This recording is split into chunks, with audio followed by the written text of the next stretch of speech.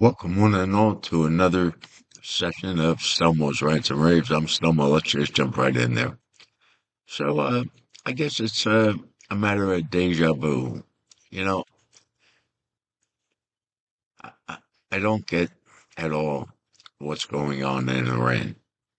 In fact, quite frankly, I think our president is being made to look foolish. And I don't know when he is going to Um, I don't even know what term to use here. Wake up, perhaps, is a good term. I don't know. But look, in Iran, the IRGC controls all the big weaponry and everything.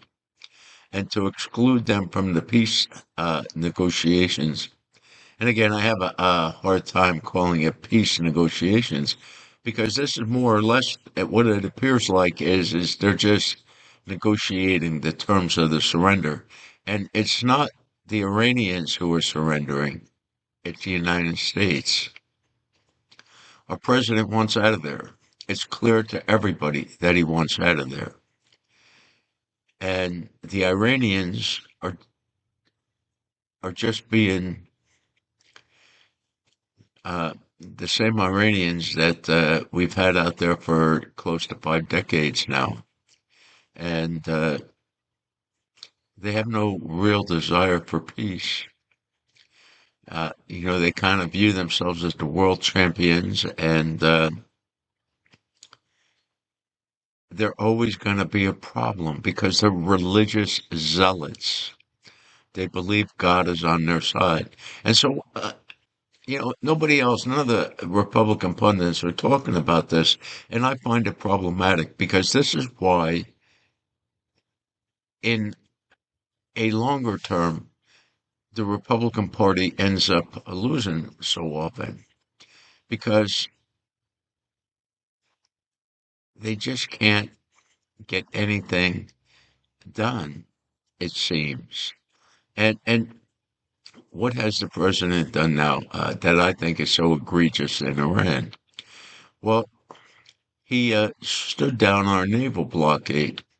Keep in mind, he was looking to basically starve them financially and thus causing their demise. So, and let's keep in mind, we do this at great cost to our country. And so we have this alleged, some of the mainstream media call it a peace agreement, but I think the administration more or less was calling it a deal, not necessarily a peace deal. And they keep referring it to as a ceasefire. And it's not a ceasefire. There hasn't been a ceasefire over there because, ceasefire is a pretty, uh, it's it's a well-defined word, and everybody understands the definition of it, and everybody understands what cease means. It means to stop, okay, to stop firing. But yet both sides continue firing, and this has gone on now for as long as they've been saying that they're having these ceasefires. The IRGC has made clear that they are not going to negotiate or anything with the United States.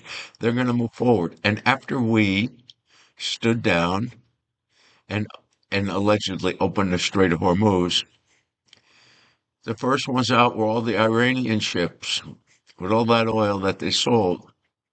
So after trying to starve them financially, President Trump decides to give them a windfall. And now that they have all this money, they're able to pay all of their forces and stuff that they keep them all happy. And they believe, again, they're religious zealots. They believe that God or Allah is the one who is responsible for them now getting this infusion of cash.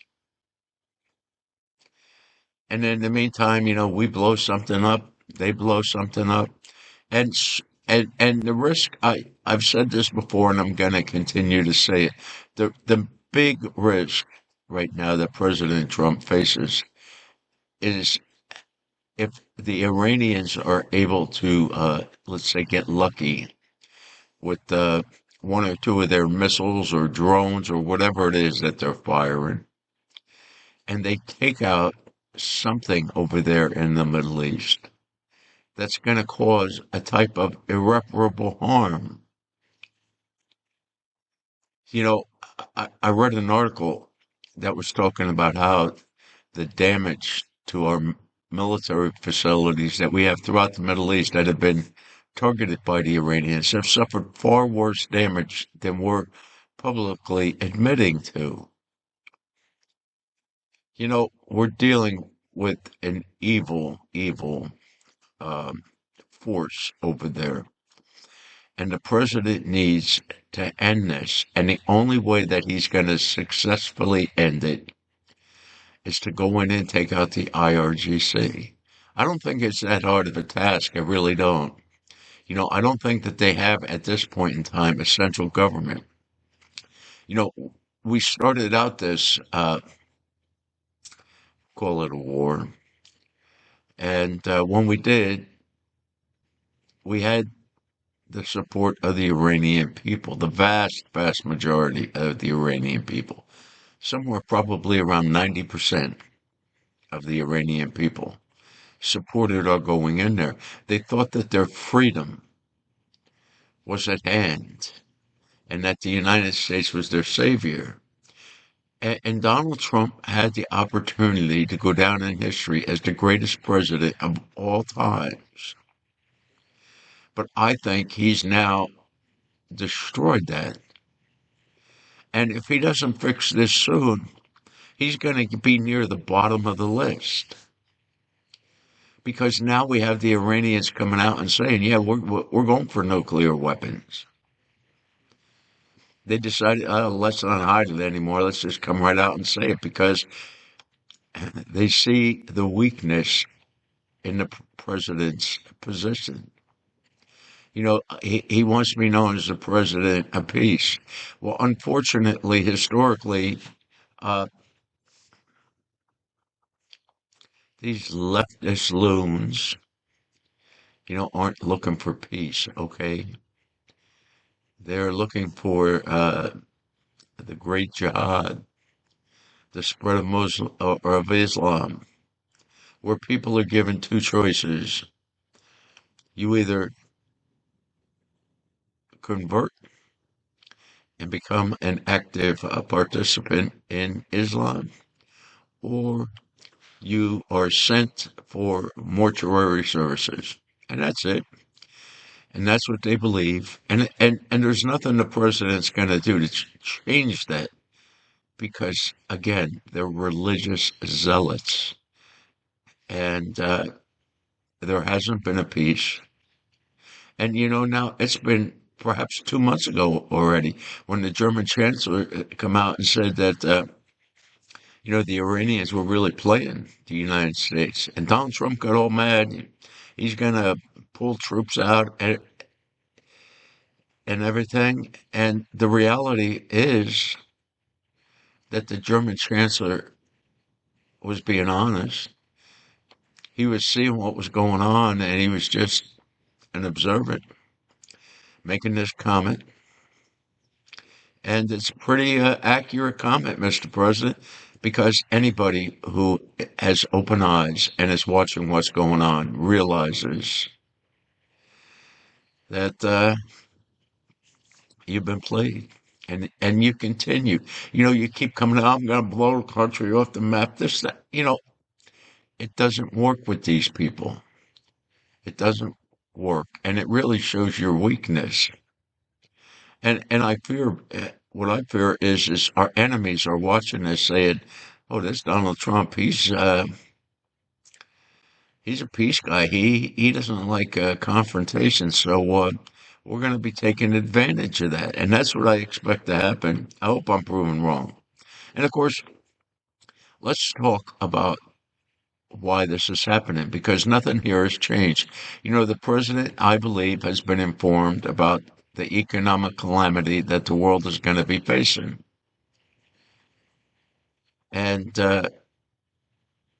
I guess they have him convinced that the war is the cause of this. The reality, I believe, is that this is just a continuation of the problems from the Biden administration. Donald Trump should never have taken credit for anything with this economy because it's not a good economy.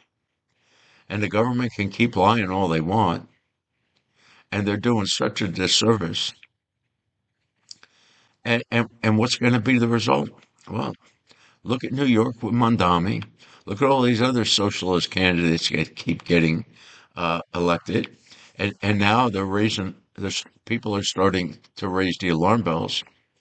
And the reality is, again, if you look at what's happening now and look at history, you'll see that so many times in history, a party opens up to invite a seemingly fringe group into their tent.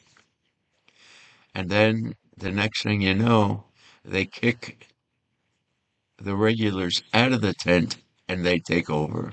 And that's what's happening right now. The socialists are consolidating their takeover of the Democratic Party. They realized that they were going to do so much better taking over the Democrat Party than to remain as the Democratic Socialist of America. So we now have these socialists starting to take power all across the country. And I suggest that this movement is going to grow exponentially. And why is it? Because our government is lying to us.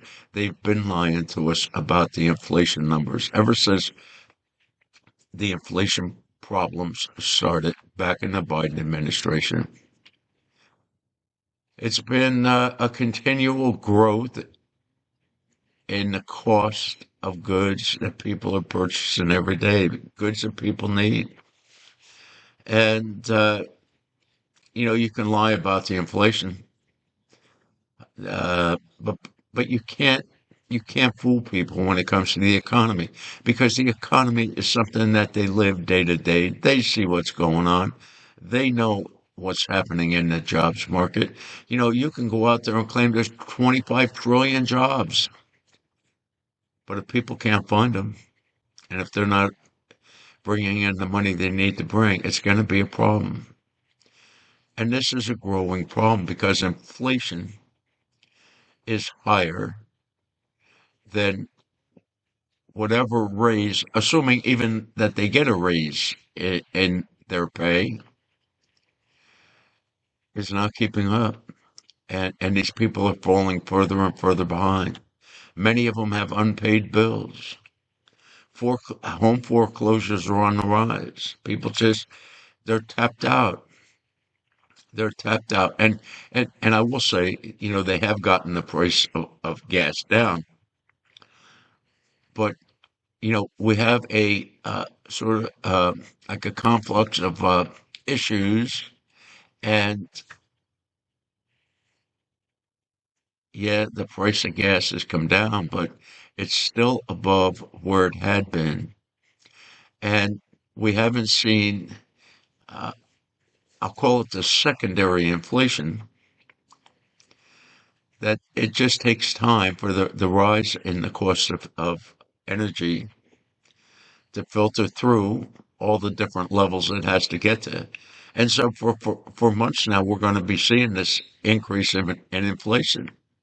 It's going to, and it more and more with each rise in inflation, you have people who are falling out of being, how should we say, productive Americans. And, you know, when you're on the floor, you can't fall out of bed, okay? And more people are finding themselves on the floor each and every month. And when you're on the floor, The freeness of socialism sounds so good. And so, yes, yes, this is going to be a continuing trend. And you know what? It's quite possible they're going to take over the country because our politicians do not have a solution to the inflation. And the solution is get spending under control. But they have no desire to do that. And let's look at the Trump administration. They're looking for an extra $80 billion because of the war in Iran. Now, of that, the highest number I've seen is 24 billion has been the actual expenditures thus far. So let's say you expect to double it. That's 48. Where's the rest of the money going? You see, they just can't do standalone bills. They got to be tacking this, that, and everything else onto it. And that's a problem because all of these standalone bills, once they get passed, all they do is add 100% of their costs to our national debt because we don't have that money, so we have to borrow it. Or it's alleged that we're borrowing it. I'm not sure that there are any enough buyers for our debt right now. When inflation starts rearing its ugly head, interest rates have to go up. And it's interesting. President Trump is already complaining about his Treasury Secretary because he can't lower rates, Mr. President. He's got to fight this inflation. But you want lower rates. I get where you're coming from. You think the lower rates are going to stimulate business and everything. But here's the problem right now with the looking at the economic picture that we're facing. These banks and stuff, they've really tightened their lending standards and they're just not lending the money. And we're now finding out about all of the fraud and crime and the white collar stuff that is going on. And as a result of that, there is this implosion in the private credit markets. And that's going to filter through the economy. And I don't think that's going to play out very well. So we have all this headwind coming at us. And yes, in part, the headwind is partially caused by the Iranian war. And that's why I believe the advisors have told the president, you got to get out of this war. It's causing a worldwide depression. So that's what the president's doing. But in doing so, he's showing the weakness. These are religious zealots. If they enter into an agreement with you, Mr. President, it's not going to last too long. And you're going to be blamed because now they're openly saying, yes, they want nuclear weapons. In fact, there are rumors. And let me be clear, these are rumors, I think. But anyway, there are these allegations that the Iranians are seeking to buy 5 nuclear weapons from North Korea. And North Korea is starved for cash, so who knows? Yeah, they're part of uh, our current axis of evil. And again, the president had this golden opportunity to soundly defeat the IRGC, to let the people take over their country. I mean, that was the game plan, Mr. President, wasn't it? Didn't you tell the people to take to the streets and take back their government? And you had their back, of course, if they started killing people. So they started killing people. They're still killing people. And apparently that doesn't bother you anymore. I think, look, I know the Democrats aren't the answer. Yet, I suggest, Mr. President, you got some blood on your hands. You told them you had their back, and now you deserted them. I still am baffled. I cannot figure out why they haven't gotten weapons to the Iranian people. I've seen the Iranian people doing short videos, and during the videos holding up papers saying, please send us weapons. The people, they despise the IRGC.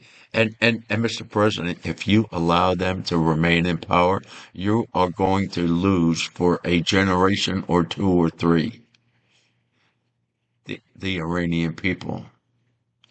The Iranian people who see you as their savior.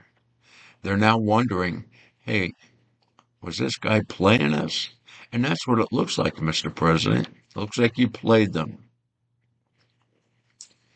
And I suggest when history is written, and as some of my history professors used to say, it takes 100 years before you get an accurate reflection of history, because it takes that long to have enough neutral, disinterested parties and able to tell an accurate reflection of what really happened. And I think when people look at this situation, uh, the problem is going to be the United States and the president for starting something that they were unwilling to finish.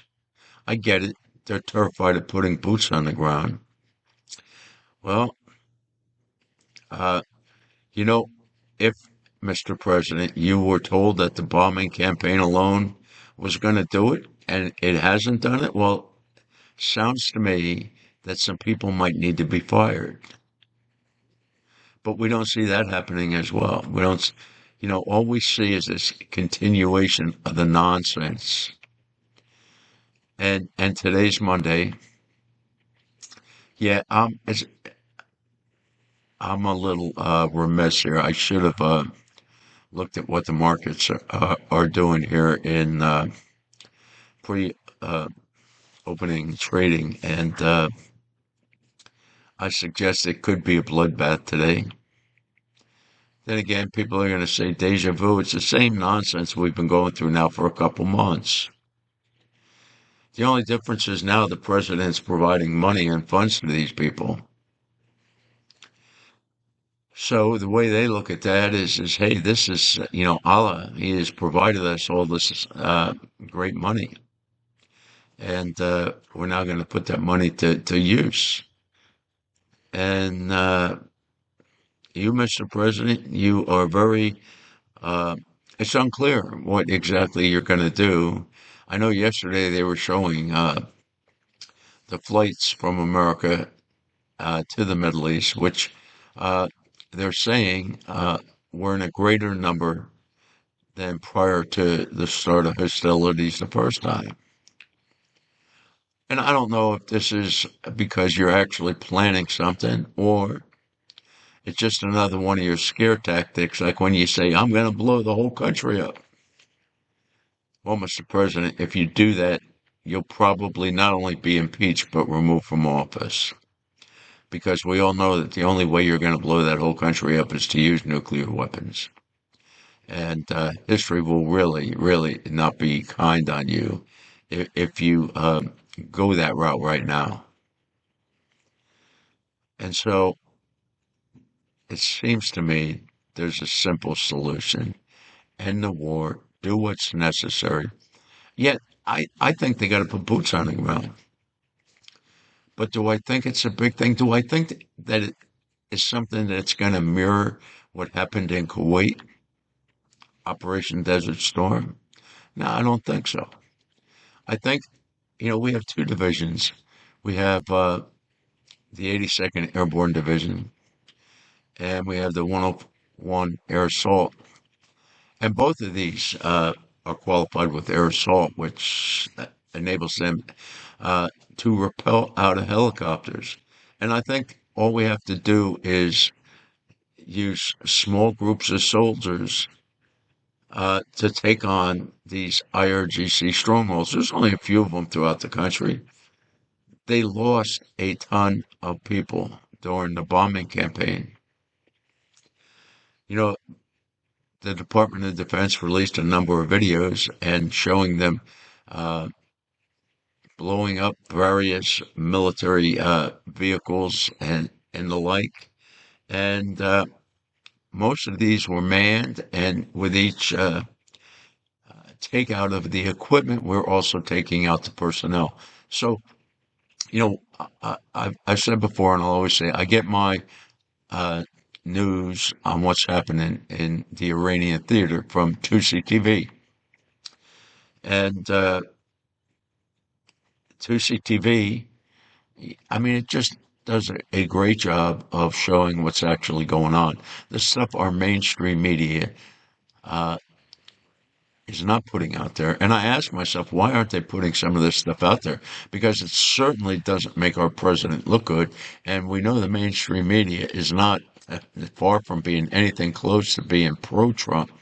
So it's not like they're hiding something to protect the president. So I'm not exactly sure why they're hiding it. And of course, if anyone out there has any answers to these questions and dilemmas out that are out there, please feel free to comment down below. I'd love to hear it, and maybe I'll get back on and discuss these comments because I'm just baffled. It just seems to me it's so easy, and I know there's the risk of losing some soldiers. I get it.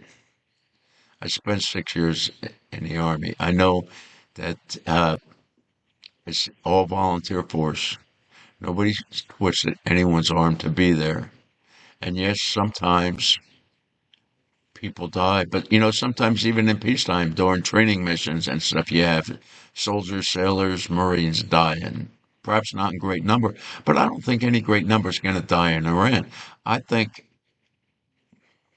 look, you have the majority of Iranians on our side, or at least they're on our side to the extent they want the IRGC gone. They want it out of their lives. They want their freedom back. And we're allegedly a bastion of freedom.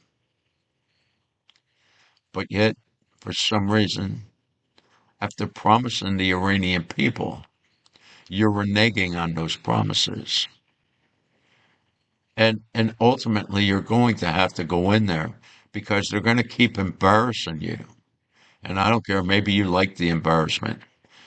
But again, our enemies are watching this with open eyes. They see the weakness that you're portraying. And I know you can come out there and say, he blew up their Air Force, their Navy, and everything. But they're still able to fire at the other Arab countries. They're still able to fire at our bases. So, for as much destruction as you've done, Mr. President, it's not enough. There's still a viable force, and they're illustrating this all the time. And now that you've given them all these millions of dollars, because that's what they've gotten when you allowed their ships laden with oil to leave. You said, yeah, the Strait of Hormuz is open. They got their ships out, and then the problem started, right? It's always how they act, and they're making you look like such a fool. And I have a lot of disdain for a lot of these Republican pundits out there because they're all touting whatever points that the administration wants put out there, and the people know that they're being misled, and the people don't like it. Donald Trump, and he still has a lot of wide support, but it's an ever decreasing number. And it's the economy that's going to do it, which is why he wants to end the situation in Iran. But, Mr. President, the only way that you're going to solve and I'm not even sure that solves the economic problem, but it takes it out of the equation, is to open up the Strait of Hormuz, to do it with whatever force is necessary. It was like a month or a month and a half ago, you said you were going to do that, and then it doesn't happen. It remains virtually closed. Yeah, there's some vessels have gotten out, but a vast majority of them haven't gotten out. And from what I understand, a lot of them, their insurance companies told them, well, our insurance isn't going to be in effect if you take those vehicles through an active combat zone. And I can't say I blame the insurance companies. There's a very high risk that they're not going to make it. And the Iranians have fired on 2 ships now. And the Iranians are saying, hey, well, and okay, I'm falling and committing part of the problem. You know, the president has excluded the IRGC from the peace talks because they're a problem. But somehow he expects the civilian government, who he is dealing with, to control the military arm, the IRGC. They've never been able to do that in the 5 decades they've been in existence. So you're thinking it's going to happen now is, I think, delusion at best. So the economic uncertainty continues. The situation in Iran continues. There's no end in sight. And I think this just goes to aggravate the conditions that we are going to have to suffer through. And it's a shame. It really is a shame that it's taken uh, this new way. We started it, and when we start something, we need to finish it. If history hasn't taught us anything, it's don't start a war you're not going to finish. And that's what we've done here. And it doesn't bode well for us. Anyway, that's all I got for right now. And you all have a great day. Stay safe. Certainly is a crazy world out there. It gets crazier by the day. Unbelievable. If anyone would have told me when I was younger that I would be seeing and hearing about some of the stuff I'm seeing and hearing on a regular basis these days, I'd have thought they were nuts. I would have thought they needed to go and have a few extra sessions with their psychiatrist. But we're living it now. We can't escape the reality. And so we deal with it. Anyway, have a great day. Stay safe. Bye bye.